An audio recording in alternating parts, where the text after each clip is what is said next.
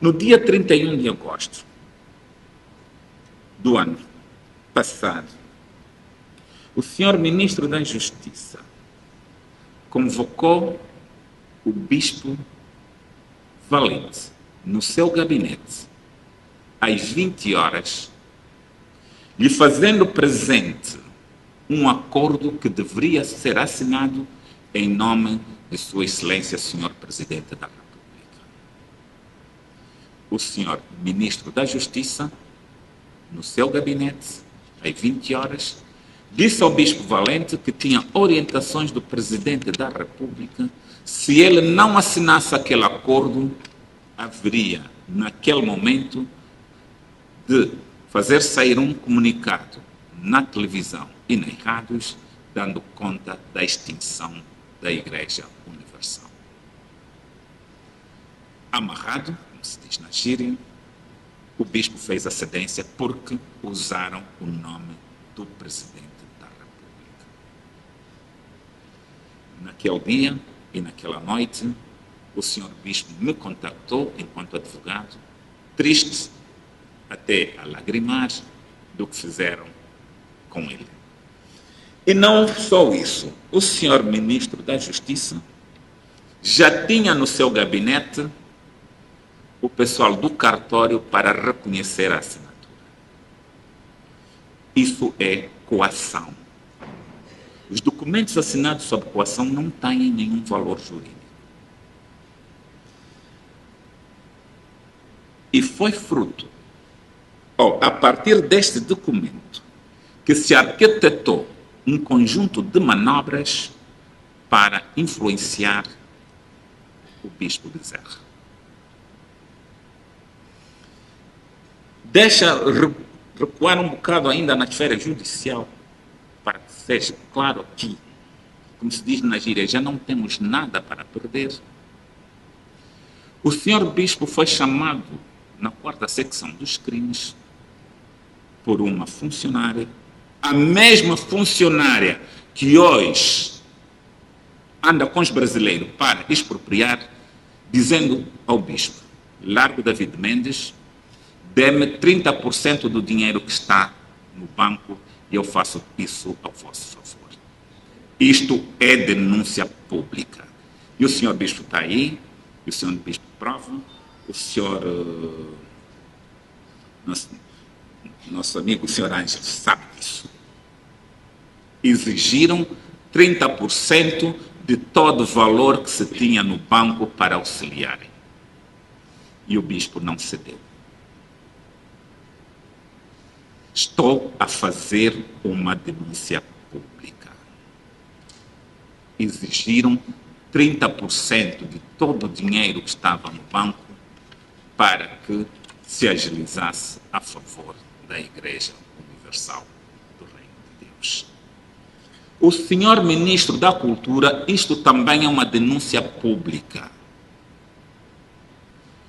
Chamou o senhor Bispo num restaurante e lhe exigiu renunciar David Mendes e fazer uma declaração pública contra o David Mendes. O senhor Bispo se recusou a fazer isto. Meus senhores, isso é uma denúncia pública. O Ministro da Cultura, num restaurante, obrigou o Bispo Valente a renunciar David Mendes para ele ajudar e fazer uma declaração pública contra David Mendes. E o Bispo se recusou. E o Bispo sempre disse nas suas conversas: eu agora só tenho David Mendes e Deus. Vocês querem me tirar o David Mendes e eu fico com quem? Estamos a falar de denúncias públicas. É preciso que as pessoas saibam essa verdade. É momento de colocarmos toda a verdade na mesa.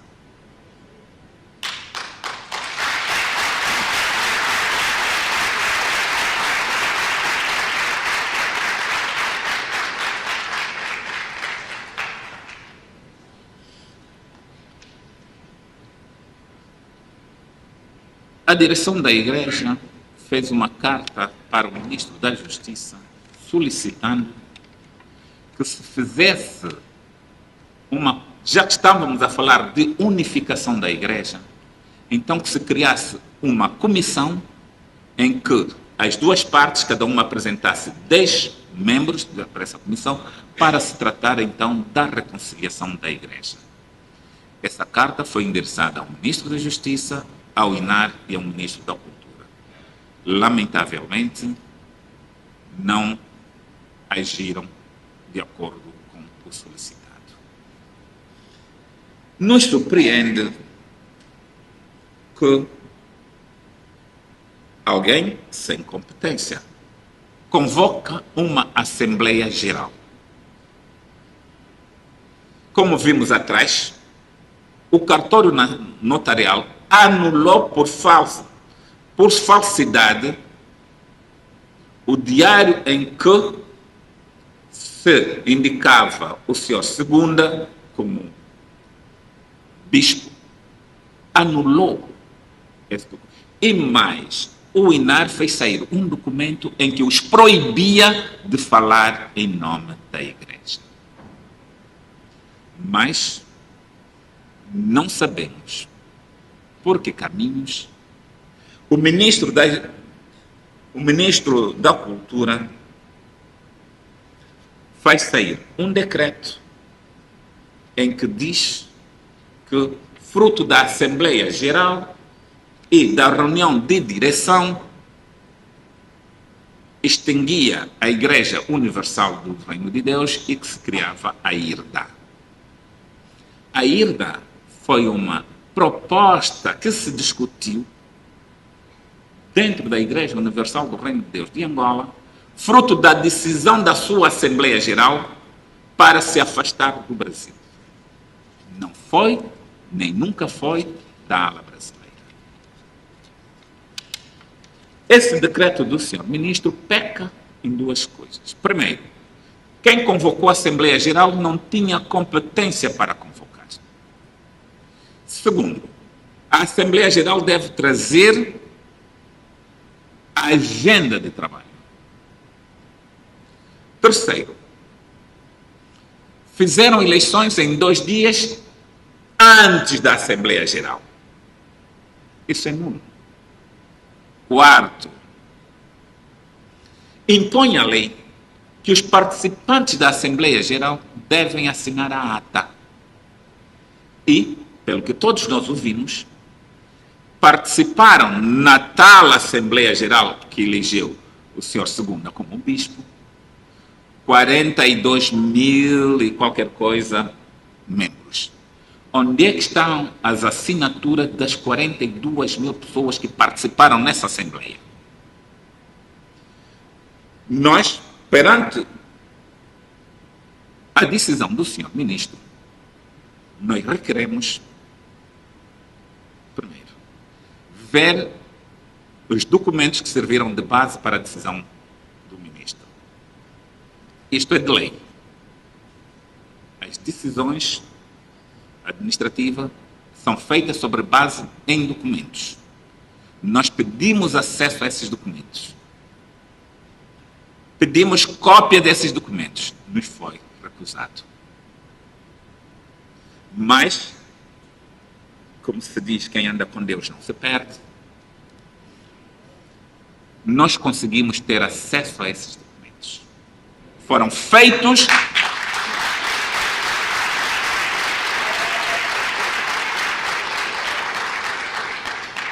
esses documentos foram feitos depois da nossa reclamação.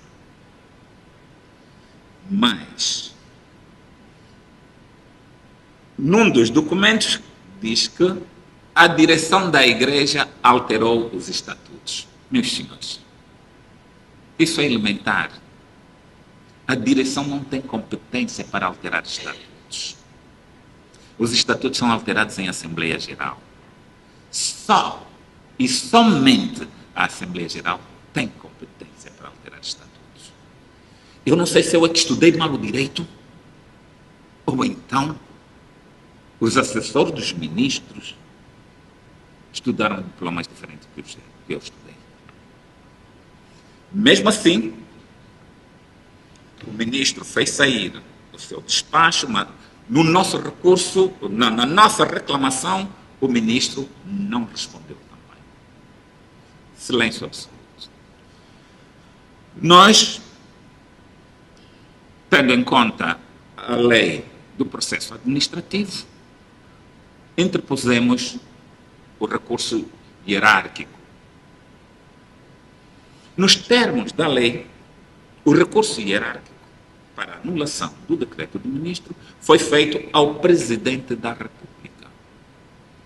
E nos termos da lei, esse recurso tem efeito suspensivo. O que é isso, o efeito suspensivo? O decreto não pode ser executado enquanto o superior hierárquico não se pronunciar. Até hoje que vos falo, o Presidente da República ainda não respondeu. Então, nos questionamos se o Presidente da República,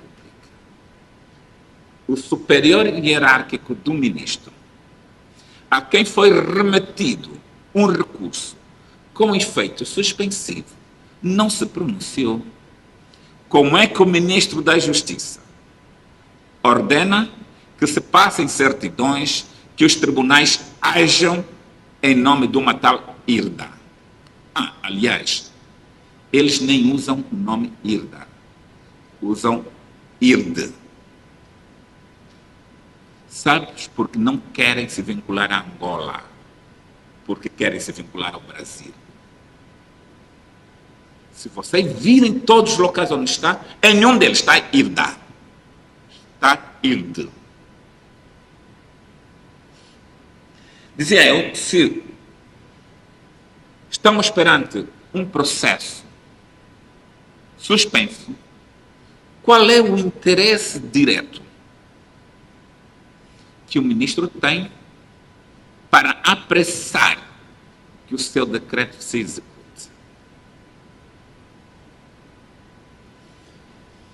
Vamos para outra fase, então, que muito se fala.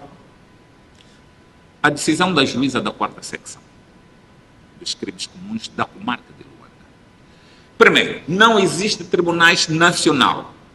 O único tribunal que tem competência nacional é o Tribunal Supremo. Os demais são comarcas, e as comarcas estão delimitadas o seu âmbito, a sua esfera. E depois temos as relações que têm as suas regiões competentes. Para dizer o seguinte, nós, ao termos solicitado o trânsito em julgado do processo, quer isso significar que aquela sentença valia nos termos em que se apresentava. Não existe na sentença nada que diga Bispo Valente, Bispo Ferner, pastor não sei quem, entreguem patrimônio. Não existe.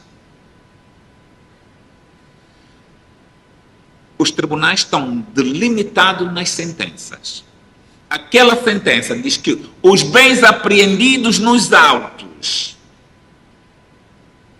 sejam devolvidos. E diz a lei, devolvidos a quem? A quem direito confere. E quem é que tinha o direito naquela altura? A Igreja Universal, dirigida pelo Bispo Valente. Além do mais, isso é princípio básico do direito, a não ser que eu estudei em escola diferente. Excetuando das sentenças erga omnes, as sentenças são dirigidas para as partes. E no crime, aos criminosos. Em momento nenhum, os pastores, os bispos, que estão a ser agora despejados, foram constituídas partes no processo do crime. Então, será que eu sou o único que estou a dar conta disso? Será que as outras pessoas não estudaram direito nessa terra? Que as sentenças têm limites? Mas a juíza faz um despacho avulso, entreguem-se os imóveis no prazo do dia tal. Eu disse, ok, vamos imaginar, hipoteticamente, que é uma ação executiva. A ação executiva, aquilo que eu aprendi no direito, tem o limite à sentença. A ação executiva não se pode executar aquilo que não está na sentença. A sentença é o limite da execução. E então, o que é que diz a sentença? Os bens apreendidos nos autos que sejam devolvidos. Quais são os bens apreendidos nos autos? Os que estavam selados. Aqueles que estavam apreendidos nos autos.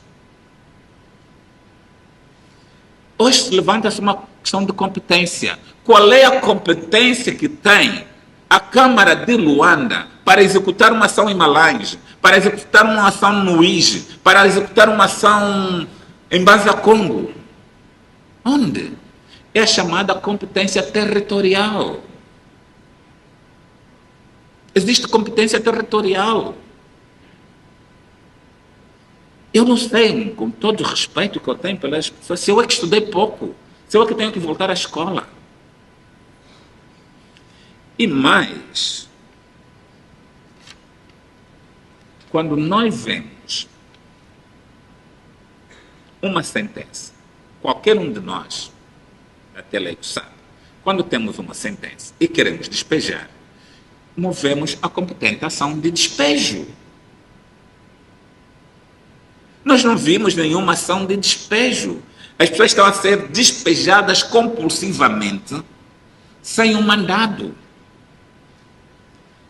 E, felizmente, vimos na Viana o despacho do juiz que manda libertar as pessoas, mostrou que esse sim ele estudou, sabia que aquilo que a polícia fez era ilegal, não tinha uma sentença executiva. E ele se pergunta, desobedeceram o quê? Qual é a desobediência que eles promoveram? Onde é que há a sentença contra essas pessoas? Pela primeira vez, depois de toda essa confusão, vi um despacho juridicamente fundamentado e obedecendo às regras de direito. Além do mais, pelo que sabemos, tirando no Talatona, em que os 5 colegas, membros da igreja, o doutor Carlos foi libertado, que ficaram 5 dias como presos da comandante. Isso é grave no Estado de Direito. 5 dias numa cela porque são presos da comandante. Isto é uma denúncia pública. Estou a fazer uma denúncia pública. Deixa eu trazer uma coisa a baile. O bispo esteve agora em Malange. E o senhor do INAR disse, o senhor ministro é que me telefonou para vocês não fazerem atividade. Então começamos a ver que há interesses pessoais. Logo após a realização da Assembleia, o Bispo Valente assinou uma carta que foi para o INAR, para que o INAR passasse a declaração, como passa todas as instituições, reconhecendo que ele era o líder. E o INAR não passou. E não passou, e agora, como disse, já não há mesmo nada para perder. Porque o diretor do INAR disse que estava a receber ordens do ministro. Eu gostaria agora que convocassem também uma conferência de imprensa para que me viessem desmentir. O diretor do INAR falava com regularidade com o bispo e dizia, por ordem do senhor ministro. Por isso, nós nos questionamos do papel da polícia. Nos bairros não há polícia. Mas a polícia para ficar 24 sobre 24 horas a cuidar de um templo. Qual é o interesse público aí?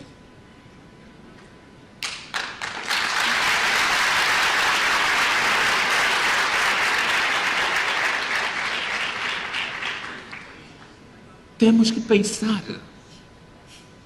Qual é o interesse público? Para a polícia, que diz que não tem meios, pôr os seus patrulheiros aí, até comandantes a dormirem lá na igreja com medo de não sei o que, de uns rebeldes que podem atacar a igreja. Meus senhores, eu fui o advogado de Kalupeteca, que lamentavelmente, embora tenha cumprido a metade da pena, não querem lhe libertar. O que estão a fazer com a Igreja Universal é o que fizeram com Kalupeteca. Perseguição religiosa.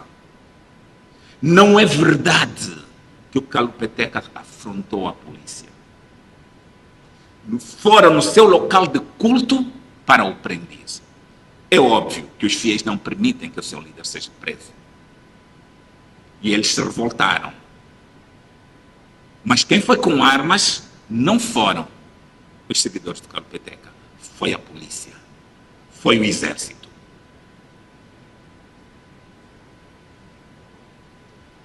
Será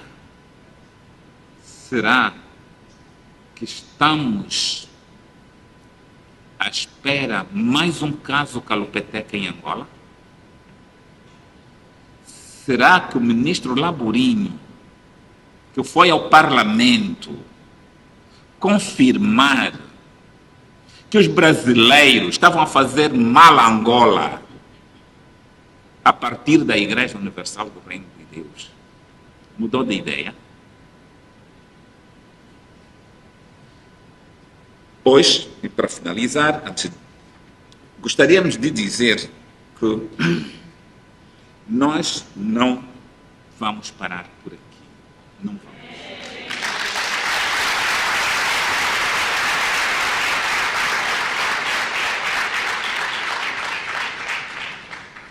Nós não vamos parar por aqui e temos algumas ações para realizar.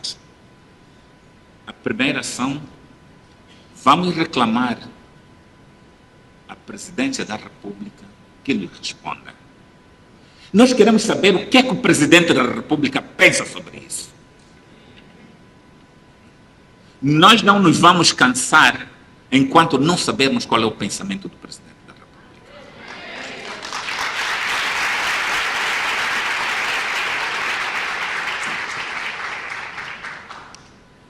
Eu apoiei João Lourenço. Eu votei João Lourenço porque acredito em João Lourenço.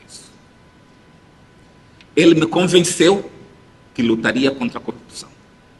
Eu fui sempre um ativista contra a corrupção. Por isso, dei o meu voto ao João Lourenço. Então, eu gostaria de ouvir o presidente João Lourenço a se pronunciar agora. De que lado está o presidente da República?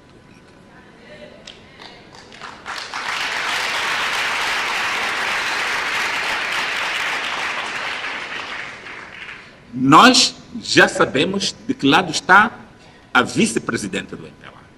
Nós já sabemos. Agora queremos saber de que lado está o presidente da República. Nós vamos reclamar à Procuradoria-Geral da República como garante da legalidade para que a Presidência da República nos responda. Não importa qual vai ser a resposta, positiva ou negativa, mas que nos responda. Aí sim, aí nós saberemos de que lado está o Presidente da República. Nós vamos impugnar em tribunal, mas depois da resposta do Presidente, se for negativa, o decreto do Ministro da Justiça. Vamos impugnar em tribunal. Nós vamos mover uma ação de anulação da Assembleia Geral que elegeu o bispo Segunda como líder da Ilha de Angola.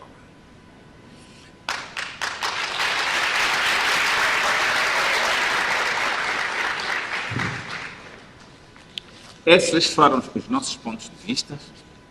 Esta é a nossa posição. Ao bispo Zerra, pode contar que eu não te vou largar.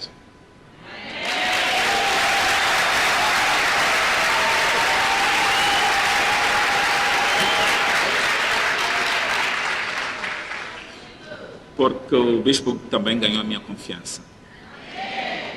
Porque isso que eu falei aqui, embora eu não lhe consultei para falar, que o ministro lhe chamou no restaurante para fazer declaração contra o David Mendes, que lhe prometeram, numa conversa que eu sei, privada, e muitos aqui já estavam a acreditar, que o bispo devia sair de Angola e iam lhe proporcionar condições para que ele tivesse estabilidade. Isto não é conto de fada. Eu provo porque eu sei com quem ele esteve. Muito obrigado.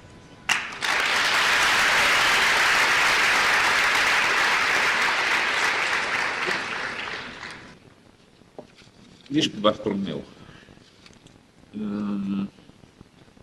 a sua intervenção me comoveu. Até estou em lágrimas. Não abandone o país. Vamos lutar aqui. Contra todos, se for preciso.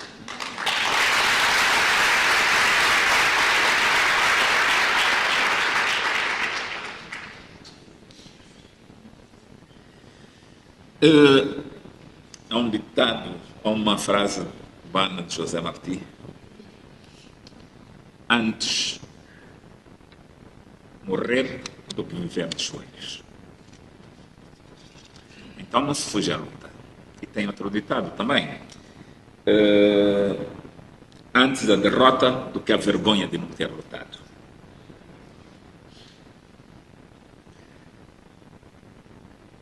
O que é que nós esperamos do presidente?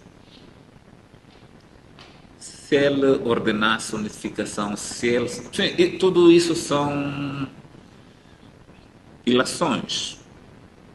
Mas vamos ver o que é que ele vai pensar. E, como disse bem a última interveniente, a palavra de ordem na reforma, na parte angolana, é unificação. Eu nunca ouvi outra palavra senão essa.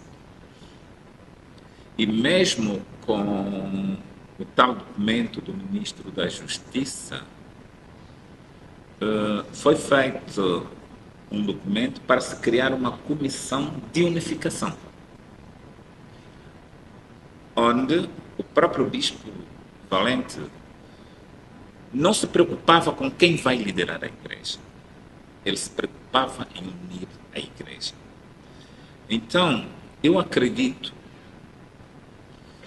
se os assessores do presidente forem sábios, devia aconselhá-lo a ouvir os mais velhos na Igreja. Temos muitos mais velhos. O Bispo Guimbe, profetisa Suzete, o Bispo da Igreja Toquista, da Metodista, sei lá, podia-se criar um conselho de mais velhos, dos sábios, profetisa na expressão, um conselho de sábios, para encontrar o caminho. Meus senhores, a igreja não são os templos, a igreja são as pessoas.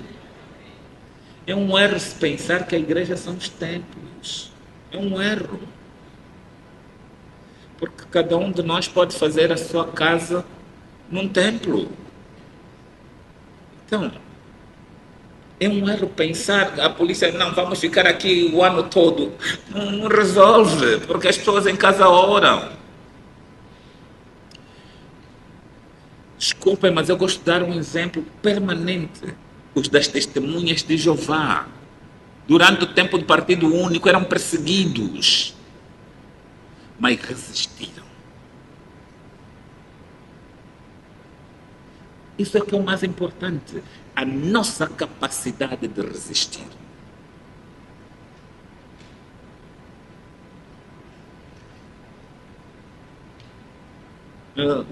Bispo Bartolomeu, no tempo de Zé Eduardo, a mim ofereceram um asilo. Algumas embaixadas ofereceram um asilo. Eu disse que não, morreria em Angola. E em momento nenhum eu parei a minha luta contra o eduardismo. O país chama pelos patriotas. Não vamos deixar a nossa terra na mão dos não patriotas. Tem riscos? Tem. Corremos risco de vidas? Corremos. Mas não vamos abandonar Angola. E o senhor muito menos ainda, porque o senhor tem a responsabilidade por ser o primeiro a trazer essa igreja aqui em Angola, dirigir essa igreja aqui em Angola. Não pode virar as costas. Juntos nós podemos.